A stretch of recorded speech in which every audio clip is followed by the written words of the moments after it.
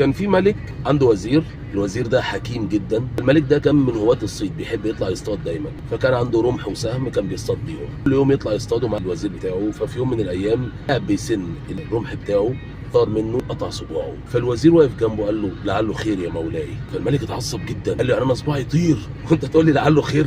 انت بتهرج، انت مجنون. وراح منادي على الحراس، يا حراس تعالوا خدوا الوزير ده احبسوه. خدوا الوزير حبسوه وهم شايلينه على كتافهم ورايحين يحبسوه. بص على الملك وقال له لعله خير. فالملك قال لا ده اكيد مجنون، يعني احبسه ويقول لي لعله خير، صباعي يتقطع ويقول لي لعله خير. ثاني يوم الملك واخد السهم بتاعه واخد السيف بتاعه وراح يصطاد. فهو واقف بيصطاد، طلعوا عليه جماعه من اكل لحوم البشر وخدوه عشان يقدموه قربان لله عندهم. هوب هجموا عليه خدوه وراحوا للزعيم بتاعهم بتاع القبيله، ولسه بيربطوه عشان يقدموه قربان. الزعيم قال لهم استنوا، ده مش هينفع لهم لان ده معيوب، ده صباعه مقطوع واحنا ما ينفعش نقدم قربان معيوب. رجعوه مطرح مكان، اطلقوا سراحه. الملك فرح قوي، رجع جري على القصر وراح منادي على الحراس، يا حراس هاتوا لي الوزير من السجن. الوزير فبيساله بيقول له يعني انا امبارح حصل معايا كذا، وانت لما صباعي اتقطع قلت لي لعله خير، ولما اتسجنت قلت لي لعله خير.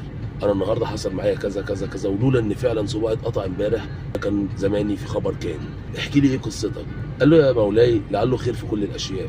فقال له طب لعله خير لما صباعي اتقطع انا نجيت، طب انت لعله خير ليه وانت بتتسجن؟ قال له يا مولاي لما اتسجنت ما رحتش معاك، ولو رحت معاك كانوا هيلاقوني سليم وما عنديش عيوب، كانوا هيقدموني قربان فصدقت. ففعلا لعله خير يا مولاي، انا لو كنت رحت معاك كان زماني مت. كما قال سيدنا محمد عليه الصلاه والسلام لو علمتم الغيب لاخترتم الواقع.